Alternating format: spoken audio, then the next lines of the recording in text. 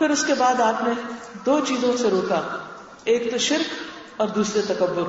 اور تکبر کے بارے میں ابھی میں نے آپ کو بتایا کہ حق بات قبول نہ کرنا اور لوگوں کو حقیر سمجھنا. تو یہ دو چیزیں ہمیں اپنی زندگی سے نکالنی ہوگی. ایک اور حدیث میں ہے، حضرت ابو ہریرہ سے روایت ہے کہ ایک آدمی رسول اللہ صلی اللہ علیہ وسلم کے پاس آیا. وہ سفر کا ارادہ رکھتا تھا. اس نے کہا اللہ کے رسول صلی اللہ علیہ وسلم مجھے وصیت کیجیے. آپ میں سے بھی بہت سے لوگ اس وقت سفر کر کے آئے ہیں اور پھر گھر، یعنی یہاں سے جائیں گے گھر جائیں گے، تھوڑا بہت سب کو سفر کرنا پڑے گا. تو آپ اللہ کے رسول صلی اللہ علیہ وسلم کی اس وصیت کو پلے باندھ لیجیے. فرمایا میں تمہیں اللہ کا تقوی اختیار کرنے کے لیے کہتا ہوں، صرف اللہ سے ڈرو، سامنے بھی اور چھپ کر. آپ دیکھیں کہ اگر ہم اللہ سے ڈرتے ہوں تو کیا یہ ہو سکتا ہے کہ پھر کوئی چھپ کر بھی غلط کام کرے؟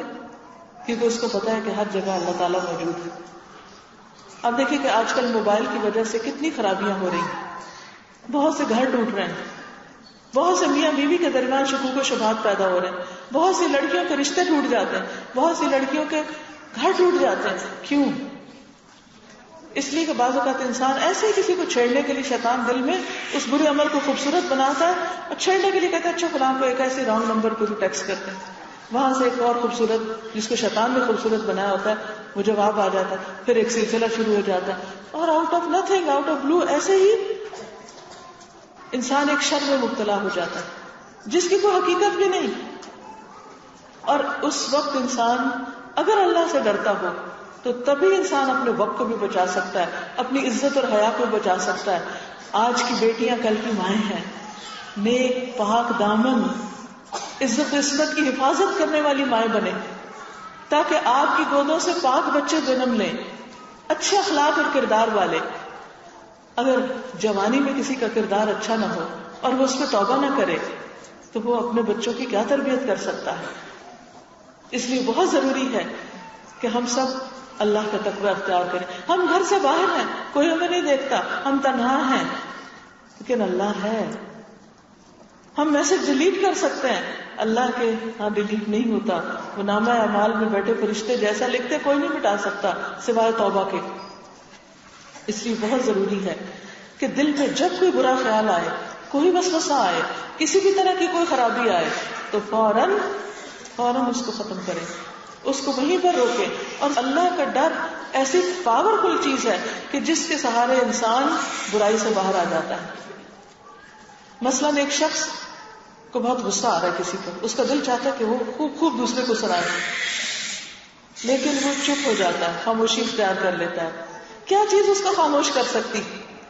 اللہ کا ڈر کہ میرے منہ سے اگر کوئی ایسی بات نکل گئی جو اللہ تعالیٰ کو پسند نہیں تو میری آخرت خراب ہو جائے گی. کیونکہ حدیث میں آتا ہے کہ بعض اوقات تم میں سے کوئی شخص ساری زندگی اچھے کام کرتا ہے لیکن ایک کلمہ، ایک جملہ، ایک بات اپنی زبان سے بے سوچے سمجھے ایسی نکالتا ہے کہ جس پر اللہ تعالیٰ ناراض ہو جاتے ہیں اور اس کی ساری نیکیاں برباد ہو کر رہ جاتی اور وہ منہ کے بل جہنم میں گرایا جاتا ہے اس کلمے کی وجہ سے جس سے اللہ کا غضب بڑک اٹھا. تو بعض اوقات ہم بے سوچے سمجھے دوسروں کے اوپر ایسی باتیں کر دیتے ہیں، فلاں بڑا چور ہے، فلاں بڑا غدار ہے، فلاں تو بہت ہی خائن ہے، فلاں تو بہت رشوت لیتا ہے، فلاں ایسا، فلاں. ہم نے تو دیکھا ہی نہیں، ہم نے صرف سنی سنائی باتوں سے امپریس ہو کر دوسرے کے بارے میں فتوے دینے شروع کر دیے. تو اللہ سے ڈرنا چاہیے. کسی کی شکل و صورت پہ بات نہ بنائے، کسی کا مذاق نہ اڑائے، کسی پہ ہنسے نہیں، کسی پہ تہمت نہ لگائے، کسی کے ساتھ زیادتی نہ کرے. ایسی بات نہ زبان سے نکالیں کہ جو اللہ کو ناراض کر دے. اگر وہ ناراض ہو گیا اور پوری دنیا بھی راضی ہوئی تو ہم خسارے میں ہیں. سب سے بڑی رضا اسی کی رضا ہے. دوسری چیز آپ نے فرمایا ہر بلند جگہ پر اللہ اکبر کہنا.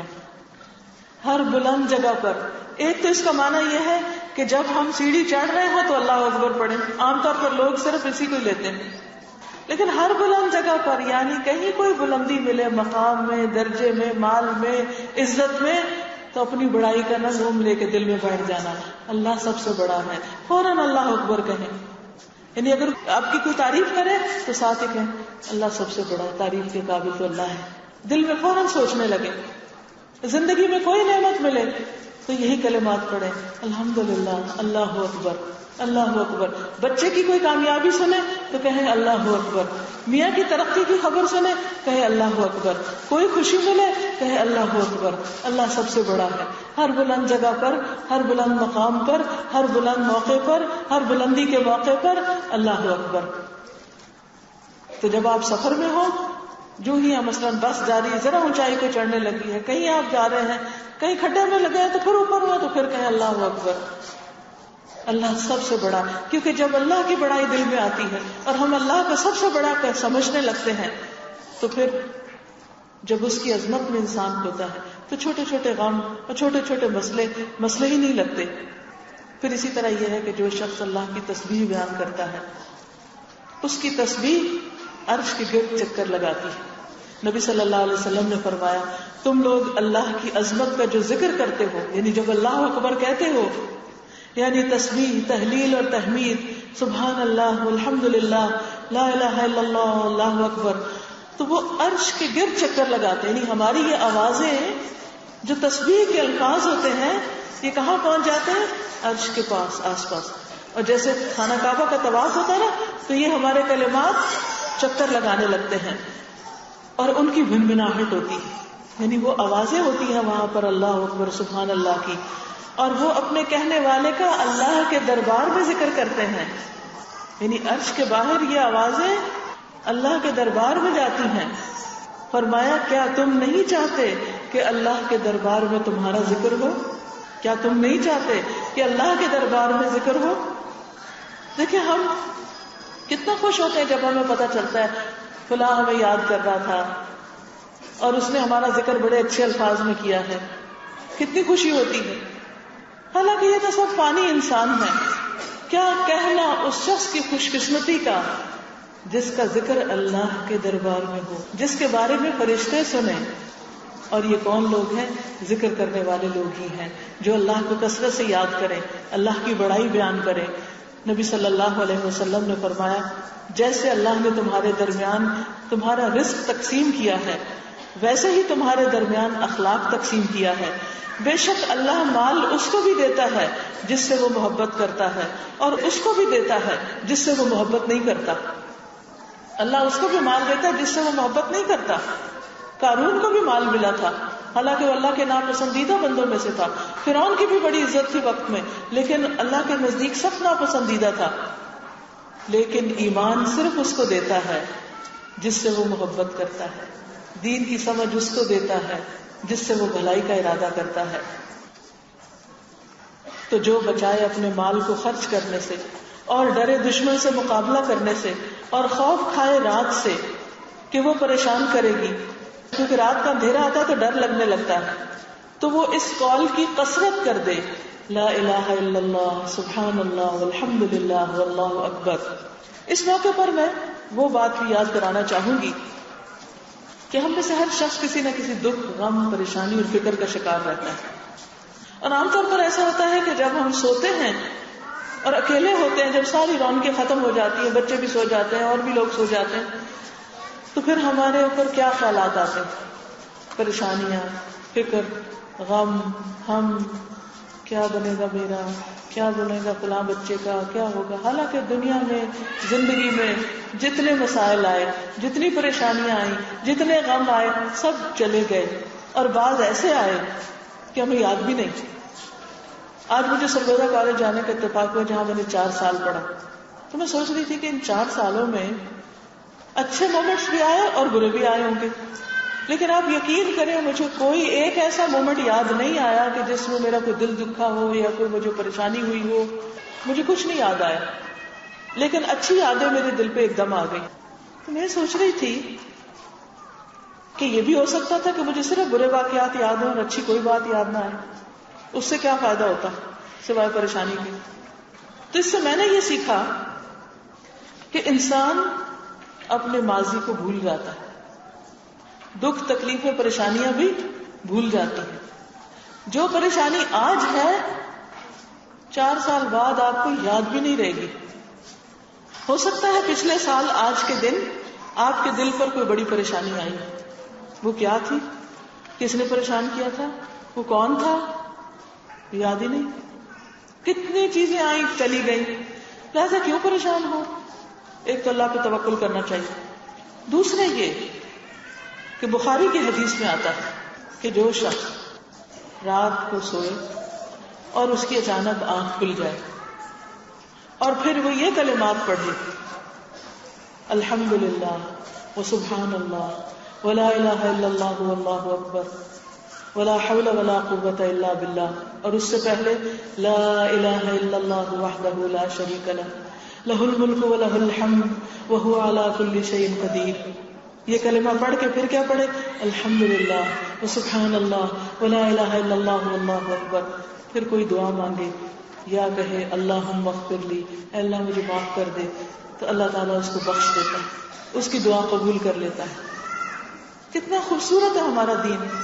ایسے سارے لوگوں کے لیے کتنا بڑا پیغام ہے جو رات کو پریشانیوں کے مارے سو نہیں سکتے. آپ کو معلوم ہے اس وقت دنیا میں کروڑوں کی تعداد میں ایسے لوگ موجود ہیں جو رات کو پلز لے کے سوتے ہیں اور جو رات کو طبعی نیند نہیں سو پاتے، جن کو رات کے اندھیرے سے ڈر لگتا ہے، جن کو راتیں پریشان کرتی ہیں، جن کو راتوں کو خوف آتا ہے، جن کی راتوں میں سکون نہیں ہوتا. حل موجود ہے صحیح ترین کتاب میں، صحیح حدیث میں حل موجود ہے. یہ کلمات بھی آتے ہیں لیکن استعمال کرنے کا نہیں پتا. کیا ہم نہ چاہیں گے کہ ہمارا غم دور ہو؟ کیا ہم نہیں چاہتے کہ ہماری دعائیں قبول ہو؟ ہم چاہتے ہیں نا. طریقہ بتایا ہمارے دین نے، رہنمائی کی ہے، راستہ سکھایا ہے، ہم کو نہیں پتا اور ہم جاگتے بھی رہتے ہیں. یہ کلمے بھی آتے ہیں لیکن اس وقت پڑھنا نہیں آتا جس وقت دعائیں قبول ہو رہی ہیں. اللہ کے دروازے رحمت کے کھلے ہوئے ہیں، وہ پکار رہا ہے کوئی جو مجھے پکارے تو میں اس کی پکار سنوں، ہے کوئی جو مجھ سے مانگے تو میں اس کو عطا کروں. لیکن کیوں آخر ہمیں مانگنے کی توفیق نہیں ہو رہی؟ کیوں نہیں دعا کر رہے؟ کیوں نہیں کہہ رہے اللہم اغفر لی کہ سارے پچھلے گناہ معاف ہو جائیں، ساری پریشانیاں اور سارے ہم اور غم دور ہو جائیں؟ اس لیے کہ روشنی نہیں، پتہ نہیں، جانتے نہیں، کرنا نہیں آتا، دین سیکھتے نہیں، اور اگر سیکھتے بھی ہیں تو عمل نہیں کرتے. دین کیوں آیا ہے؟ کس لیے آیا ہے؟ قرآن کیوں آیا ہے؟ حدیث کیوں ہے؟ نبی صلی اللہ علیہ وسلم کیوں آئے؟ سورۃ الانبیاء میں آتا ہے وما ارسلناک الا رحمۃ للعالمین، کہ ہم نے آپ کو جہان والوں کے لیے رحمت بنا کر بھیجا ہے. اس سے پتہ کیا چلتا ہے کہ اگر آپ کی سیرت پڑھیں گے، آپ کی سنت کو پڑھیں گے، اس کو فالو کریں گے تو رحمتیں عام ہو جائیں گی، اللہ کی رحمتیں پائیں گے.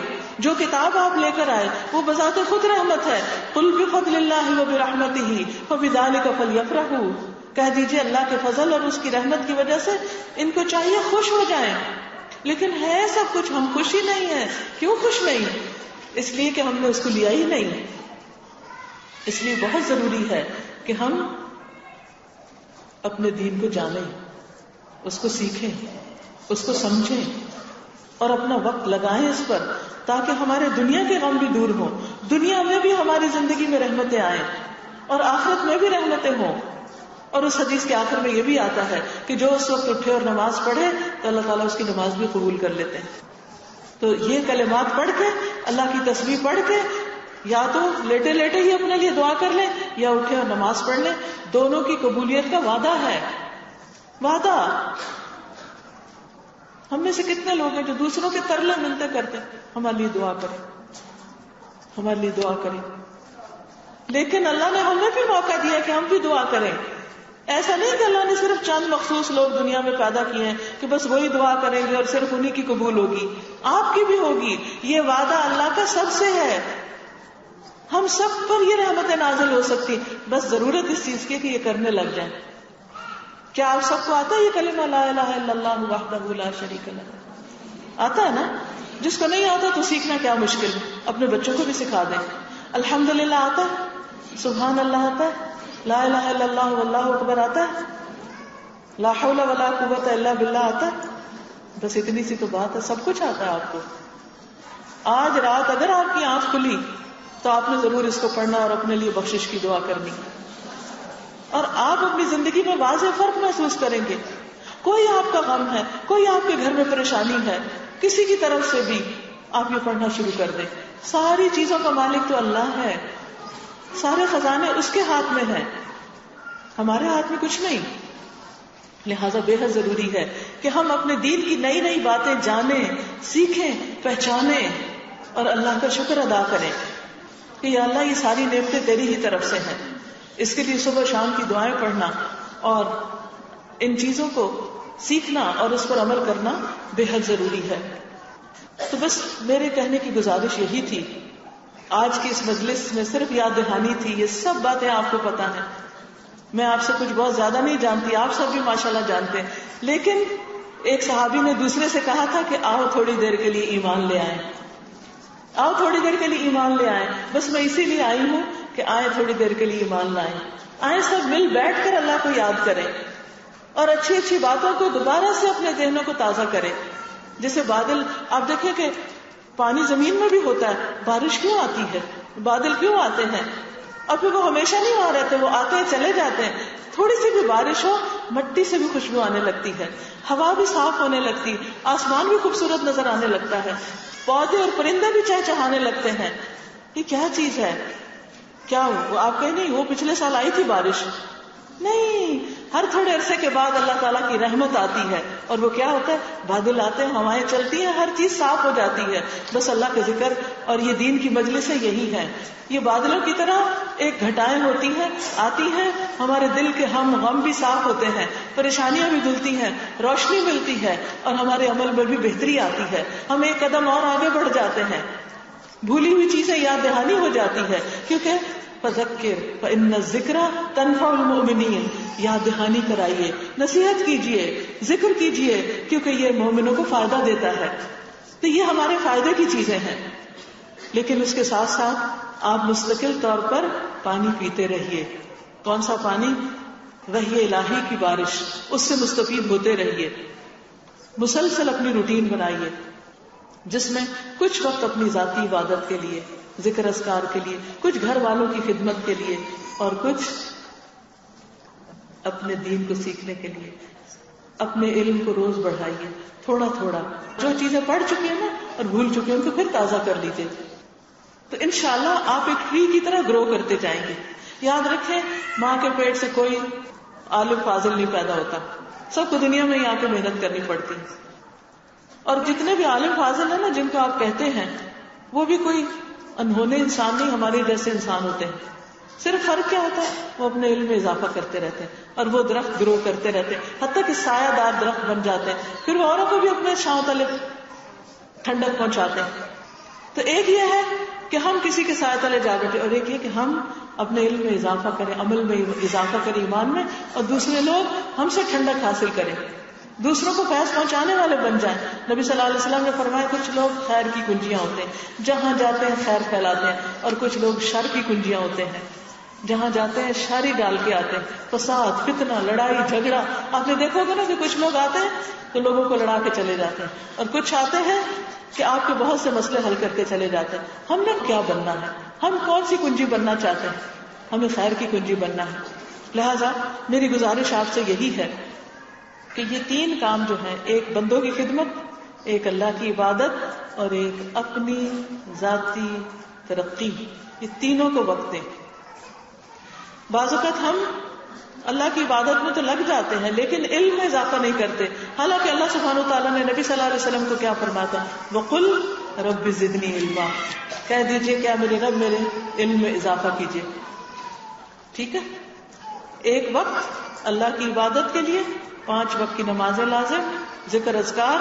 دوسرا وقت بندوں کی خدمت کے لیے, بندوں میں گھر والے بھی آتے ہیں, ہمسائے بھی آتے ہیں, اور غریب لوگ بھی آتے ہیں. اگر وقت گھر والوں سے بچ جائے, جب بچے چھوٹے ہوتے ہیں تو گھر سے فرصت کم ملتی, لیکن جب بچے بڑے ہو جاتے ہیں, بہت سی بزرگ خواتین ایسی ہوتی ہیں کہ جو اپنے بڑھاپے میں سوائے پریشانیوں کے کچھ مول نہیں لیتی, سارا وقت روتی رہتی ہیں, پریشان, اداس, غمگین, کبھی ایک بچے کی فکر, کبھی دوسرے بچے کی فکر, کبھی اس کا رونا, کبھی اس کا دھونا. کل میری ملاقات ایک بڑی خوبصورت بزرگ خاتون سے ہوئی, بہت ہی پیاری خاتون. انہوں نے اتنا مجھے انسپائر کیا کہ مجھے رشک آیا ان پر. وہ خاتون یہ سرگودا کے قریب منڈی بہاؤدین کے قریب ایک علاقہ ہے کوٹ غلام رسول, اس میں ایک گاؤں میں ڈیرے پر رہتی ہیں. پھر سیالکوٹ میں انہیں قرآن پاک سننے کا موقع ملا. ایسا شوق دل کو لگا کہ بہو کو بھی کورس کروایا, سیکھا, اور اس کے بعد آ کے اپنے گاؤں میں اسکول بنایا, یعنی الہدا کی ایک برانچ بنائی. پڑھانے والی بچی نہیں تھی کوئی, دعائیں کرتی تھی. اور اس کے بعد اسلام آباد میں کسی پروگرام میں اسی طرح شریک ہوئی تو وہ الہدا کے انتظامیہ کو لکھ رہی تھی کہ کوئی ٹیچر ہمارے لیے انتظام کرے جو ہمارے گاؤں میں آ کے پڑھائے اور ہمارے گاؤں میں کوئی برانچ کھولی جائے. اور دوسری طرف ایک بچی جو ہمارے کورس کو ختم کر کے بیٹھی تھی, وہ درخواست لکھ رہی تھی کہ میں اپنے آپ کو دین کے کام میں وقف کرتی ہوں, مجھے جہاں چاہے بھیجے میں وہاں جا کے سکھاتی ہوں. اتفاق دیکھے دونوں ساتھ ساتھ بیٹھے ہوئے ہیں. وہ کہتے ہیں ابھی تک ہم نے وہ کاغذ سنبھال کے رکھے ہیں. وہاں اس نے بھی بسم اللہ سے شروع کیا, میں نے بھی بسم اللہ سے, اور اس کی بھی اپلیکیشن اس کے پاس رہ گئی, میری بھی میرے پاس, اور ہم نے آپس میں ایک دوسرے سے طے کیا. اس بچی نے آ کر, وہ عباس پورہ کی بچی ہے جو انڈیا کے بارڈر پر کشمیر کا وہ آخری دور دراز علاقہ ہے, وہاں سے آ کے 1.5 سال وہ بچی یہاں رہی ہے اس ڈیرے پر. یہ جو بزرگ خاتون جن سے میں بہت انسپائر ہوئی ہوں, ان بزرگ خاتون نے ان کو اپنی بیٹیوں کی طرح رکھا, اس کے ساتھ سوتی رہی کہ وہ اکیلی نہ ہو, کیونکہ ماں باپ نے ایک اعتماد پر بھیجا ہے. اس کو کمپنی دی, گھر کے ساتھ برانچ بنائی, کمرے بنوائے, باہر خوبصورت سبزیاں اگائیں, پھول پھل, اور اتنا ہی نہیں, ایسا لگ رہا تھا جیسے کوئی رحمت برس رہی ہے. اور مختلف گاؤں سے بچوں کو وینس پر بلا کے ان کا پڑھائی کا انتظام کیا.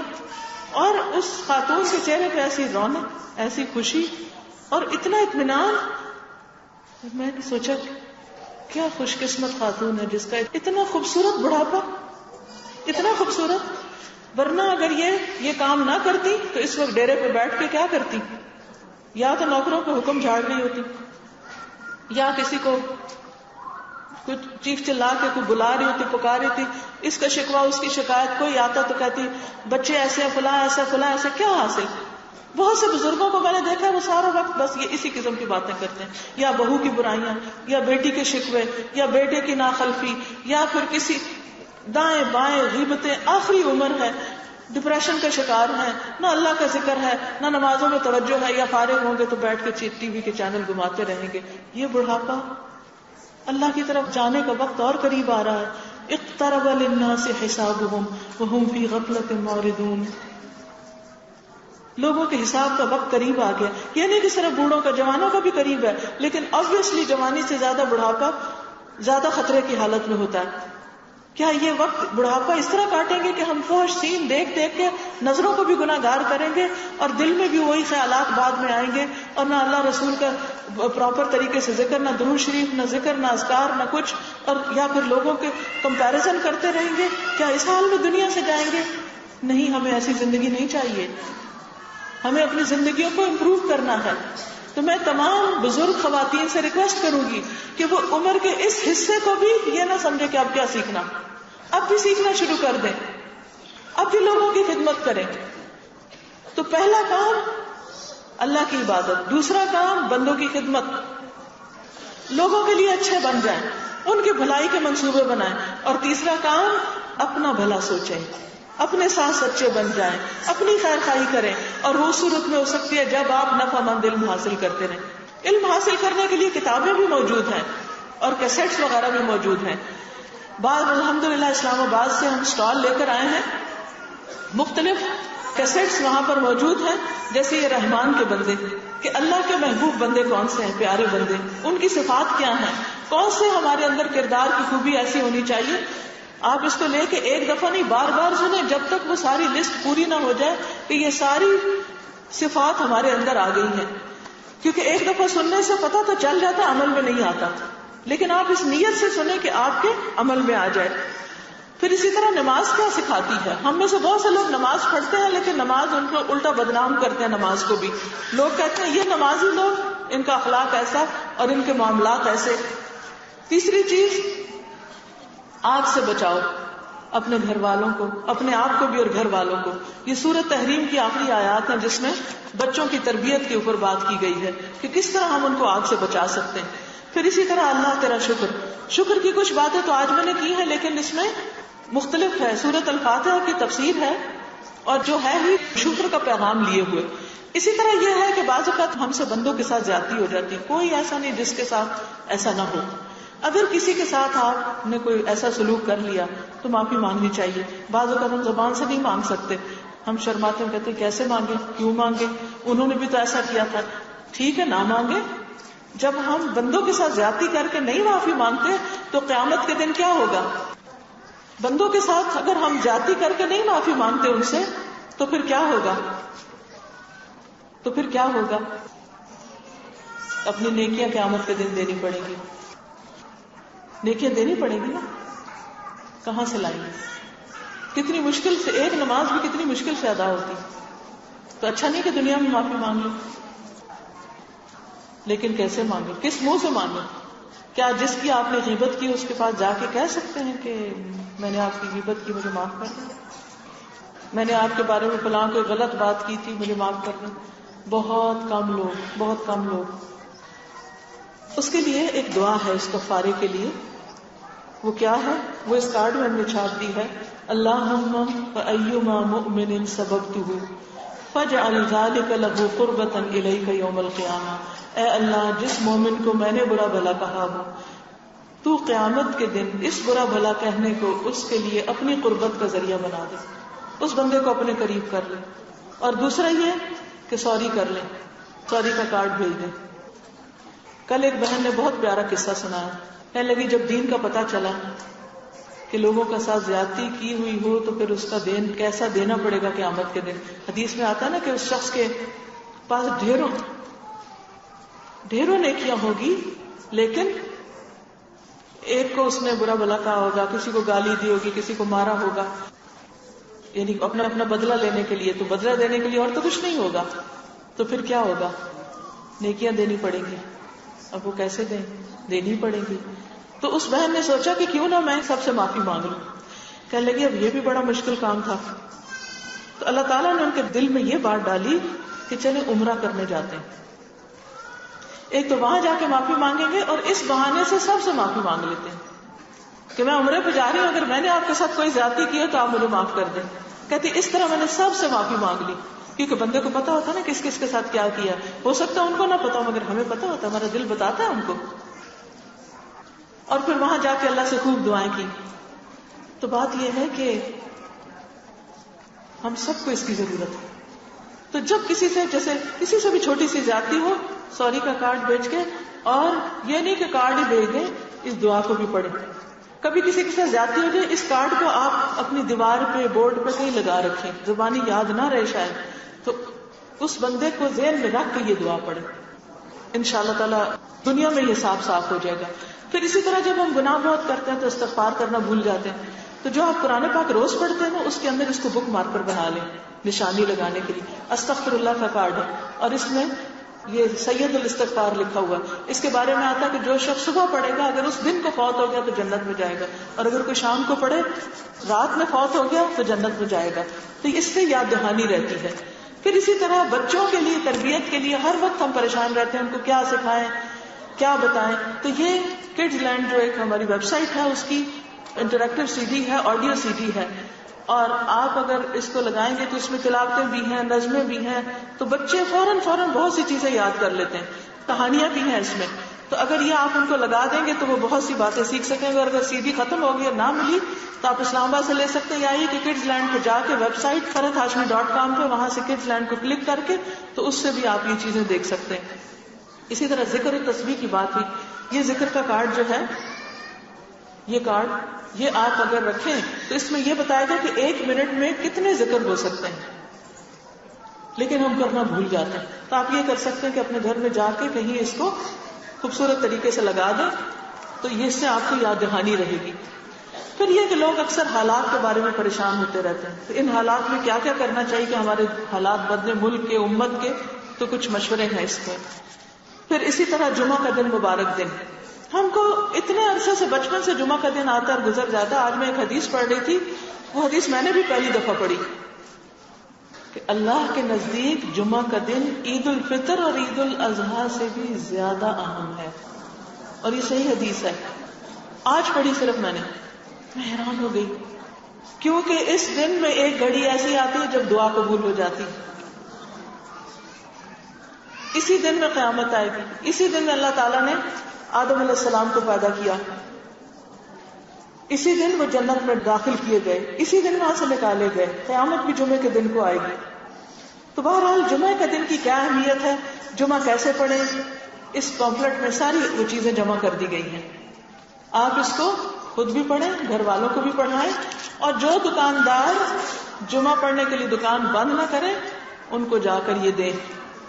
پھر اسی طرح بہت سے لوگوں کو یہ خیال ہوتا ہے کہ شاید ان کو جن جادو وغیرہ کوئی ہو گیا ہے اور ان کو پریشان کن خواب بھی آتے ہیں. یہ سی ڈی ہے آصف جادو نظر کا علاج.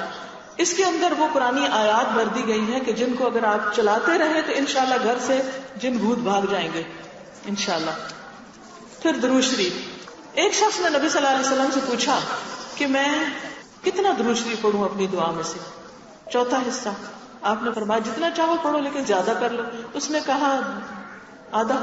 آپ نے فرمایا زیادہ کر لو تو اور اچھا، جتنا چاہو پڑھو. اس نے کہا 2/3. آپ نے فرمایا اور بڑھا لو. اس نے کہا سارا ہی پڑھ لو. آپ نے فرمایا اگر تم ایسا کرو تو تمہارے ہر غم کا ازالہ ہو جائے گا اس سے. ہمیں یاد نہیں رہتا. پھر کوشش کیا کرے کہ دن کو ایک تسبیح درود کی پڑھے. خود بھی اگر آپ میں سے کوئی ٹیچر ہے تو اپنے اسٹوڈنٹس کے ساتھ آپ تھوڑا تھوڑا اس کو شیئر کر سکتے ہیں. ان ساری چیزوں کو اپنے ہمسایوں کو دیں، ان کو بتائیں، کیونکہ آپ کے بتانے سے اگر ایک شخص بھی کرنے لگے گا تو اس کا اجر اس کو تو جائے گا ہی، آپ کو بھی ساتھ ہی شروع ہو جائے گا. پھر اسی طرح کوئی بیمار ہو جاتا ہے تو ہم عام طور پر بڑے مہنگے مہنگے گیٹ ویل سون کے کارڈ خرید کر دیتے ہیں. یہ بہت ہی خوبصورت کارڈ ہے. اس میں ہم نے دعا لکھ دی ہے. نبی صلی اللہ علیہ وسلم نے فرمایا جس نے کسی ایسے مریض کی عادت کی جس کی موت نہ آئی ہو تو 7 بار اس کے پاس یہ دعا پڑھے تو اللہ تعالیٰ اس کو بیماری سے عافیت دے گا. یہ دعا لکھی ہوئی ہے. تو بیمار کے پاس جائیں، ہسپتال جائیں، یہ کارڈ اس کو بھی دے آئیں اور وہاں بیٹھ کے پہلے خود 7 بار پڑھ کے اس کو دم کر کے پھر اس کو پکڑا کے آ جائیں. اور وہ اپنے لیے بھی پڑھ سکتا ہے اور اس کو کہنا چاہیے لا باس طہور انشاءاللہ. تو یہ بھی بہت کام کا کارڈ ہے. عام طور پہ ہم پھولوں والے اور ادھر ادھر کارڈ دیتے ہیں، وہ تو ایک دفعہ پڑھ کے پھر بندے پھینک دیتے ہیں، لیکن یہ تو زندگی بھر کام آنے والی چیز ہے. پھر قرآن مجید مکمل تلاوت ہے اس میں، یہ آپ لگا سکتے ہیں. پھر اسی طرح ویلنٹائن ڈے آنے والا ہے فروری میں، اور بہت سے لوگ ویلنٹائن کے پیچھے پڑ گئے ہیں. اسلام میں اس کی کیا حیثیت ہے، تو یہ پمفلٹ جو ہے اظہار محبت کیسے، اس میں اس کے بارے میں بتایا. بہت سے لوگ نیو ایئر منانے لگے. اسلام میں نیو ایئر کا کیا کانسیپٹ ہے، یہ انگلش میں پمفلٹ ہے. خاص طور پہ ہمارے بچے جو انگریزی پڑھتے ہیں ان کو آپ دے سکتے ہیں.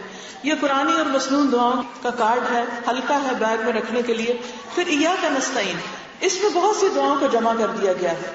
صبح شام کی دعائیں ہیں، اور اس کے علاوہ سوتے میں ڈر لگے یا وسوسے آئیں یا نظر لگے یا بیماریوں سے شفا کے لیے یا مریض کی عادت کے لیے یا رنج و غم، اسی طرح کچھ دعائیں ایسی ہیں جن کو پڑھ کے دعا کی جائے تو دعا قبول ہوتی. اسی طرح قرآنی اور مسنون دعاؤں کی یہ کتاب ہے. آپ نمازوں کے بعد اگر زبانی آپ کو دعائیں یاد نہیں تو آپ کیا کر سکتے ہیں، ان دعاؤں کو کھول کے پڑھ لیں. حج عمرے پہ جائیں تو ساتھ پڑھیں. کوئی جا رہا تو اس کو سوٹ نہ تحفے میں دیں، کتاب اور کیسٹ دیں تاکہ اس کا حج اچھا ہو. وہ حج پہ جتنی دعائیں آپ کی کتاب سے پڑھے گا وہ ساری آپ کے لیے بھی انشاءاللہ قبول ہوں گی اور آپ کو اس کا ثواب جائے گا. پھر اسی طرح سفر کا مہینہ ہے. یہ ہمارے معاشرے میں بہت سی بدشگونیاں ہیں. یاد رکھیں بدشگونی شرک ہے، لیکن بہت سے لوگوں کو پتہ نہیں. تو اس میں اتھینٹک احادیث کے ساتھ بتا دیا گیا اور وہ دعا بھی بتا دی گئی ہے جو بدشگونیوں سے بچنے کے لیے ہے. تو یہ اس کا جاننا بھی بہت ضروری ہے. اسی طرح بعض اوقات خاندان میں کوئی فوت ہو جاتا ہے، عورتیں بیوہ ہو جاتی ہیں.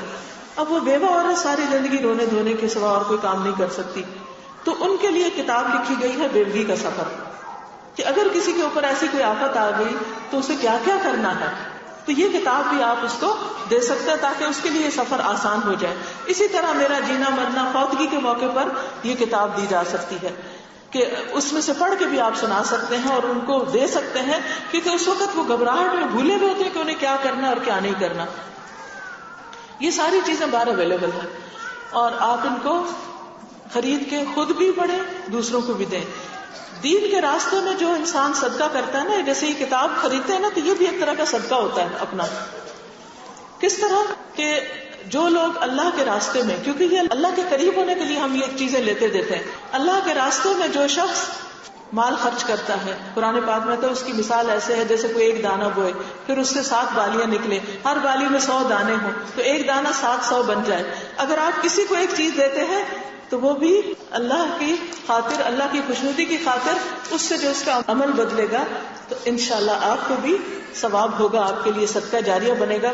اللہ تعالیٰ آپ سب کے دکھ تکلیفیں اور پریشانیاں دور کرے. باہر سٹال ہے، لیکن بہنوں سٹال پہ آپ رش نہ کریں، دوسروں کو بھی موقع دیں. ایسا نہ ہو کہ چند لوگ کھڑے ہو جائیں اور وہ قیمتوں کے بھاؤ تاؤ پوچھتے رہے اور باقی لوگ پیچھے سے پلٹ جائیں. کسی نے سوال کیا ہے، یہ جو ساری آپ نے باتیں بتائی ہیں کہ کریٹیسزم، کمپیریزن، اس چیز کو ختم کس طرح کیا جا سکتا ہے؟ مطلب ایسا کیسے کیا جا سکتا ہے کہ ہم دوسرے انسانوں کی عادت چھڑوا سکیں، ان کو کسی اچھے کام لگا کر؟ یہ میں ایسے ہی تھوڑی دے رہی ہوں، یہ کریٹیسزم اور کمپیریزن اور کمپٹیشن چھڑانے کے لیے دے رہی ہوں کہ ہمیں اللہ سبحانہ و تعالیٰ کی طرف سے آئی ہوئی جو رہنمائی ہے اس سے فائدہ اٹھا کر ہم اچھے اچھے کاموں میں لگ جائیں، تو ہمیں ہوش بھی نہیں رہے گی کہ کوئی کیا کر رہا ہے. پھر ہمیں کیا یاد آئے گا کہ ہم نے اور اچھا کام کیسے کرنا ہے. اگر کسی کے بزرگ اپنی اولاد سے اپنے رویوں کی معافی مانگے اور بچہ معاف نہ کرے، بزرگ انتقال کر جائے اور اس شخص کے دل میں احساس سے جرم ہو تو کیا کرے؟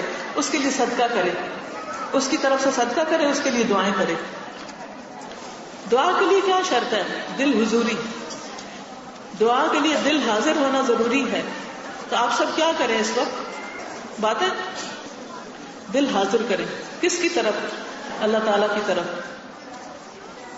سبحان اللہ والحمد للہ ولا الہ الا اللہ واللہ اکبر ولا حول ولا قوة الا باللہ العلی العظیم. اللہم صل علی محمد وعلی آل محمد كما صليت على إبراهيم وعلى آل إبراهيم إنك حميد مجيد. اللهم بارك على محمد وعلى آل محمد كما باركت على إبراهيم وعلى آل إبراهيم إنك حميد مجيد. ربنا آتنا في الدنيا حسنة وفي الآخرة حسنة وقنا عذاب النار. اے اللہ ہمیں دنیا میں بھی بھلائیاں عطا فرما اور آخرت میں بھی بھلائیاں عطا فرما اور ہمیں آگ کے عذاب سے بچا. ربنا لا تزغ قلوبنا بعد إذ هديتنا وهب لنا من لدنك رحمة إنك أنت الوهاب. اے اللہ ہدایت آنے کے بعد ہمارے دلوں کو ٹیڑھا نہ کرنا اور ہمیں اپنے پاس سے رحمت عطا فرما. یا رب العالمین تو ہمارے دلوں کو ہدایت پر تھام لے، ہمارے دلوں کو روشن کر دے، ہمیں بندوں کی خدمت کی توفیق دے، اپنی عبادت میں ہماری آنکھوں کی ٹھنڈک رکھ دے، نماز کو ہماری آنکھوں کی ٹھنڈک بنا دے، ہمیں خشوع و خضوع کے ساتھ نماز پڑھنے کی توفیق عطا فرما. یا اللہ ہمارے دلوں سے شیطان کے وسوسے دور کر دے، منفی چیزیں ختم کر دے. یا رب العالمین ہمیں اپنا قرب نصیب فرما. یا اللہ ہمیں بندوں کی خدمت کا شوق دے دے، ہماری سستی دور کر دے. یا اللہ ہمارے مال میں برکت پیدا کر دے کہ ہم جان مال دونوں طریقوں سے تیرے بندوں کی خدمت کریں. یا رب العالمین ہمارے نفع مند علم میں اضافہ کر دے، ہمیں نئی نئی چیزیں سکھا دے، ہمیں عمل میں آگے بڑھا دے، ہم جو کچھ پڑھیں اور سیکھیں اس پر عمل کریں. یا رب العالمین تو ہماری اولادوں کو ہماری آنکھوں کی ٹھنڈک بنا، ہمارے شوہروں کو دین کے کام میں ہمارا مددگار بنا. یا اللہ ہمارے گھروں میں دین کے چراغ روشن ہو، ہمارے سینوں میں تیری محبت اور ہمارے گھروں میں تیرے ذکر کا چرچا ہو. یا رب العالمین جو بچے بگڑ چکے ہیں انہیں ہدایت دے دے، جو راہ سے بھٹک چکے ہیں انہیں سیدھا راستہ دکھا دے. یا اللہ ہمارے بچوں کو ایمان دے دے، اپنا ڈر دے دے، حیا دے دے، ایمان دے دے. اللہ انہیں دین کی محبت دے دے. اللہ ان کی تربیت میں جو ہم سے کوتاہیاں ہوگی تو ہمیں معاف کر دے اور انہیں سیدھا راستہ دکھا دے. یا اللہ ہماری غلطیوں کو معاف کر دے.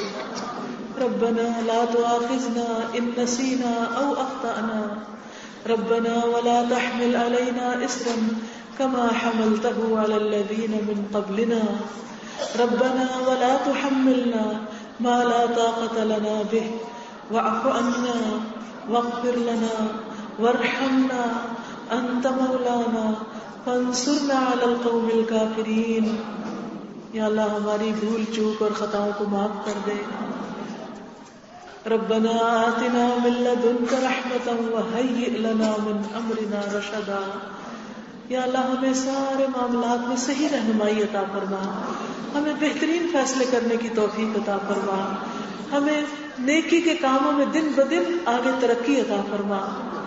یا رب العالمین ہمیں غفلت سے نکال. یا اللہ ہمارے دلوں کو جگا دے. یا اللہ ہمیں اخلاص نیت عطا فرما دے, اپنے اوپر خود چیک رکھنے کی توفیق عطا فرما دے. یا رب العالمین تو ہمیں برے اخلاق سے نجات دے. اللہ ہمیں نیکی کی توفیق دے, ہمیں ہمارے نفس کے شر سے بچا لے.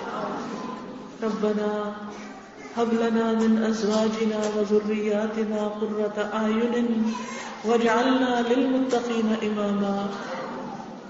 اللہ تو ہمیں رزق حلال عطا فرما, حرام سے محفوظ رکھ. یا اللہ تو ہمیں صالح نیک اور صدقہ جاریہ اولاد عطا فرما. یا اللہ جن بچیوں کی شادیاں نہیں انہیں نیک شوہر عطا فرما. یا اللہ جن کے شوہر غلط راستوں پر ہیں انہیں ہدایت عطا فرما. اللہ ہمارے گھروں میں سکون پیدا کر دے, گھروں کے لڑائی جھگڑے فتنے فساد دور کر دے. ہمارے گھروں میں تیرا ذکر بلند ہو, تیرا نام بلند ہو. یا اللہ مسلمانوں میں اتفاق اور اتحاد پیدا کر دے, ایک دوسرے کی محبت پیدا کر دے. یا اللہ جتنی بہنیں یہاں آئی ہیں ان کی جو دعائیں ہیں, ان کے جو مسائل ہیں, یا اللہ تو ان کو جانتا ہے, تو ان کی دعائیں قبول فرما, ان کی مشکلات آسان فرما اور ان کے سارے دکھ درد دور کر دے, اور ان کو یہاں آنے کا بہترین اجر عطا فرما اور ان کی نیکی کو قیامت کے لیے محفوظ کر دے. یا اللہ ہمارے لیے نیکی اور خیر اور بھلائی کے بے شمار دروازے کھول دے اور ہم مرنے سے پہلے پہلے تجھے راضی کر لیں. اللہ ہماری موت اس حال میں ہو کہ تو ہم سے راضی ہو. یا اللہ تو ہمیں معاف کر دینا, اللہ صالحین کے ساتھ اٹھانا. یا اللہ تو ہمیں اپنا قرب نصیب فرمانا. ربنا تقبل منا انك انت السميع العليم وتب علينا انك انت التواب الرحيم. وصلى الله تعالى على خير خلقه محمد وعلى اله واصحابه واهل بيته اجمعين برحمتك يا ارحم الراحمين. سبحانك اللهم وبحمدك نشهد ان لا اله الا انت نستغفرك ونتوب اليك. آپ سب بہنوں کے آنے کا بہت شکریہ, جنہوں نے انتظام کیا ان کا بھی بہت شکریہ. اللہ ان سب کو بہت جزا عطا فرمائے اور آپ سب کے لیے اس مجلس کو صدقہ جاریہ بنائے.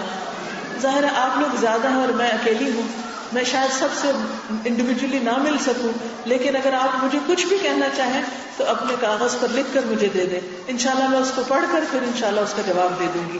جزاکم اللہ خیرا. السلام علیکم ورحمۃ اللہ وبرکاتہ.